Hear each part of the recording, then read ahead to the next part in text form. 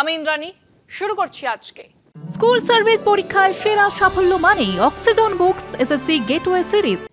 Half ইন্টেলেকচুয়ালদের সমস্যা হলো তারা হাফ জানে আর হাফ জানে না, কিন্তু ফুল বলে।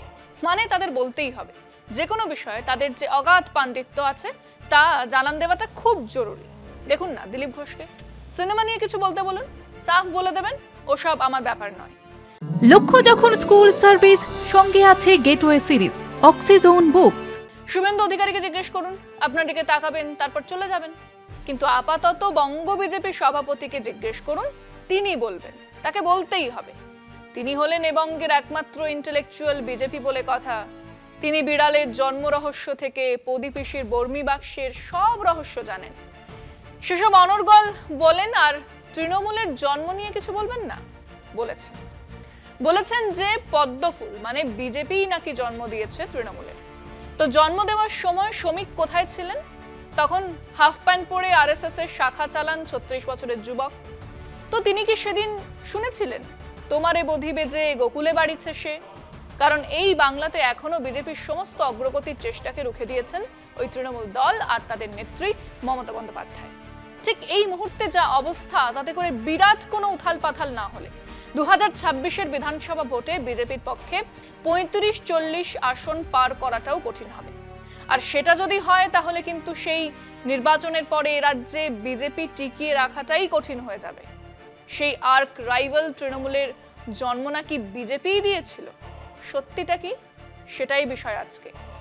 পদ্মের থেকে জন্ম ঘাসফুলের, বিজেপি তৃণমূলের জন্মদাতা। ঐতিহাসিক ঘটনা বা তার ব্যাখ্যা নিয়ে একাডেমিক স্তরে অনেক সময় একাধিক মত দেখা যায়, কিন্তু ইতিহাসের বস্তুগত উপাদানে বিকৃতি ঘটানো একটা ভয়ঙ্কর সামাজিক রোগ। কেন্দ্রের শাসক বিজেপি সম্পর্কে এই অভিযোগ দীর্ঘদিনের। দেশের ক্ষমতায় আসার পর তা নিয়ে বিস্তর বিতর্ক হয়েছে, বিতর্ক আজও অব্যাহত। পুরাণকে ইতিহাস বলে চালিয়ে দেশের ধর্মীয় বিভাজন উস্কে দেওয়ার ঘটনাও রয়েছে বিজেপির ভান্ডারে। নিজেদের রাজনৈতিক অভিসন্ধি চরিতার্থ করতে ইতিহাসকে নিজেদের সুবিধা মতো বদলে নেওয়ার বিজেপির জুড়ি নেই। সেই বিকৃতির নবতম সংযোজন বঙ্গ বিজেপি সভাপতি শ্রমিক ভট্টাচার্যের মুখে শোনা তৃণমূলের জন্মের ইতিহাস। তার দাবি কংগ্রেস থেকে ভেঙে তৃণমূলের জন্ম দিয়েছে বিজেপি। 2.5 দশকের পুরনো ঘটনা নিয়ে নতুন তথ্য জনসমক্ষে হাজির করেছে শ্রমিক ভট্টাচার্য। কংগ্রেসের সঙ্গে রাজনৈতিক মত পার্থক্যের জেরে 1998 সালে মমতা বন্দ্যোপাধ্যায় একক শক্তিতে গঠন করেন তৃণমূল কংগ্রেস। কালে কালে সেই তৃণমূলই বাংলায় বাম সরকারকে হটিয়ে 1.5 দশক হতে চলল ক্ষমতায় রয়েছে। ঘটনাচক্রে বিজেপির প্রথম এনডিএ সরকারের শরিক হয়েছিল তৃণমূল, যার প্রধানতম লক্ষ্য ছিল বামফ্রন্ট সরকারের পতন ঘটানো, যে কাজে কংগ্রেসের কোনো আগ্রহ ছিল না। শেষ পর্যন্ত 2011 সালে তৃণমূল বস্তুত একক শক্তিতেই রাজ্যে পালাবদল ঘটায়, যার নেতৃত্বে ছিলেন মমতা। এখানে তৃণমূলের জন্মের সঙ্গে বিজেপির ভূমিকা কোথায় তা শ্রমিক বলতে পারবেন, কিন্তু ইতিহাস তো নির্মম। শ্রমিক কি বললেন, কেন বললেন, তার সঙ্গে সংকীর্ণ দলীয় রাজনীতির সম্পর্ক থাকলেও তার কোনো বস্তুগত ভিত্তি নেই। বিজেপির জন্ম কবে? 6 এপ্রিল 1980। প্রথমবার নির্বাচনে লড়ে কজন সাংসদ জিতেছিলেন? 2 জন। 1989 থেকে রাম জন্মভূমি আন্দোলনের প্রেক্ষিতে বিজেপি উত্তর ভারতে তাদের সাফল্য পেতে শুরু করে। কিন্তু কিছুদিন পরেই বিজেপির শীর্ষ নেতৃত্ব বুঝতে পারেন যে কেবল বিজেপির পক্ষে কংগ্রেসকে হারানো সম্ভব নয়। ওদিকে বাম এবং অন্যান্য কংগ্রেস বিরোধী কিছু দল থাকলেও তাদের সঙ্গে জোট করাও সম্ভব ছিল না। কিন্তু তাদের মধ্যে কিছু নেতাদের সঙ্গে বিজেপির শীর্ষ নেতৃত্ব কথা বলতে শুরু করে। এই সময়ে বিজেপির শীর্ষ নেতৃত্ব দেশের আঞ্চলিক দলগুলোর দিকে নজর দেয়, কারণ সেগুলো সবকটা বা বেশিরভাগটাই ছিল কংগ্রেস থেকে বিদ্রোহ করে বেরিয়ে আসা দল।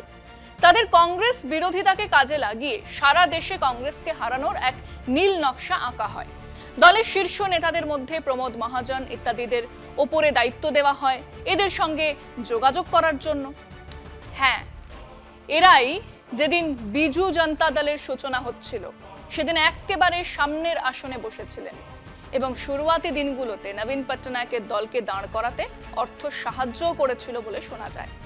কিন্তু এমনকি বিজেডির কংগ্রেস ভেঙে নতুন দল তৈরি করার ক্ষেত্রেও বিজেপির কোনো হাত ছিল না, বরং বলা যায় কংগ্রেস হাইকমান্ডের স্বেচ্ছাচারিতার বিরুদ্ধেই আঞ্চলিক দল গড়ে উঠেছিল।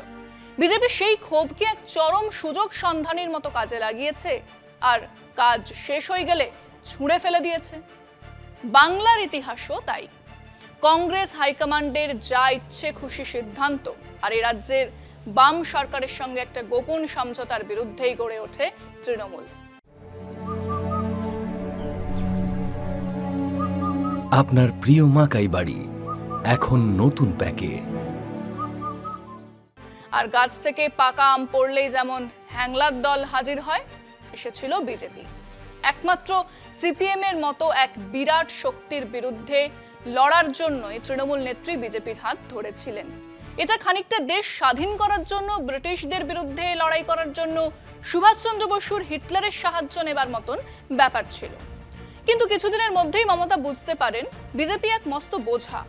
রাজ্যের 33% সংখ্যালঘু ভোট তার কাছ থেকে অধরাই থেকে যাবে যদি তিনি বিজেপির সঙ্গ না ছাড়েন। কাজেই ওই তৃণমূলের মধ্যে যথেষ্ট বিরোধিতাকে অগ্রাহ্য করেই মমতা বিজেপির হাত ছাড়ে।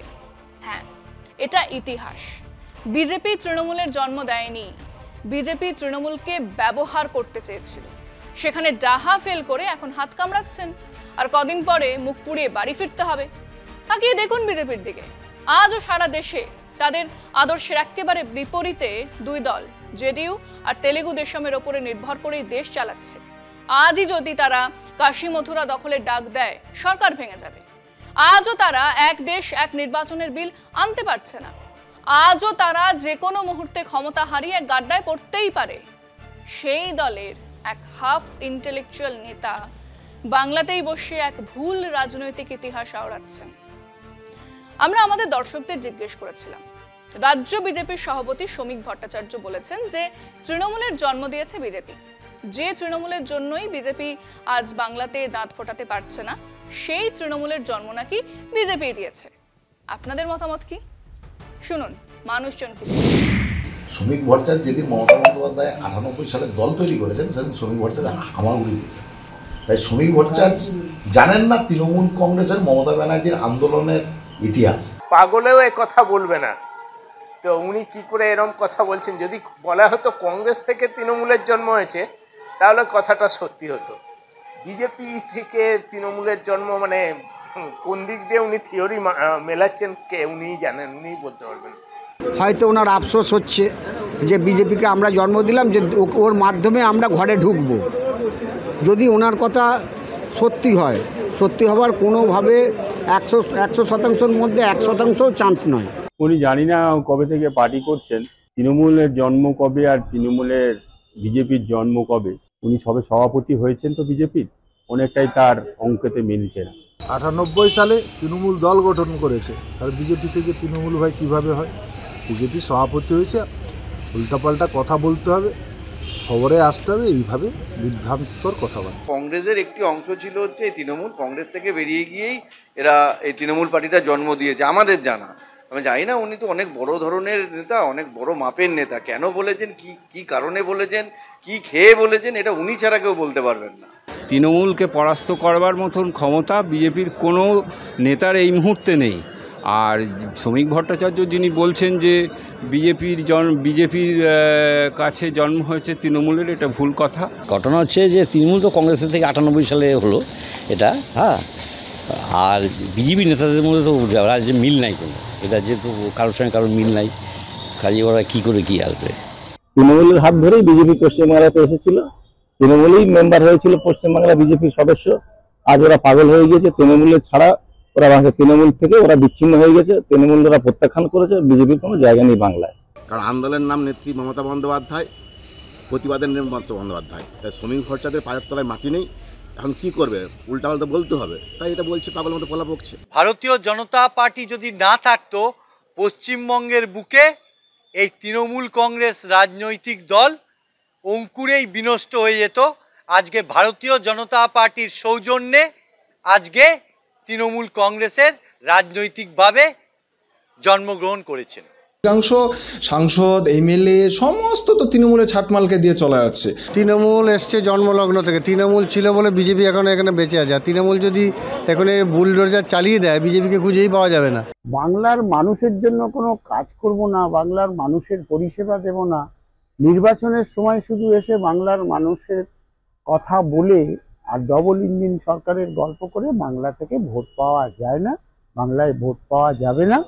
বাংলায় তৃণমূল ছিল, তৃণমূল থাকবে। পশ্চিমবাংলায় তৃণমূল কিন্তু বিজেপির সঙ্গে জোট করেই ক্ষমতা এসেছে, নাহলে বামফ্রন্ট সরকারকে হটানো কঠিন ছিল যদি না বিজেপি মমতাকে সাপোর্ট করত। এবং এই বিতর্কে যোগ দিয়ে কমরেড সুজন চক্রবর্তীও কিছু বলেছেন।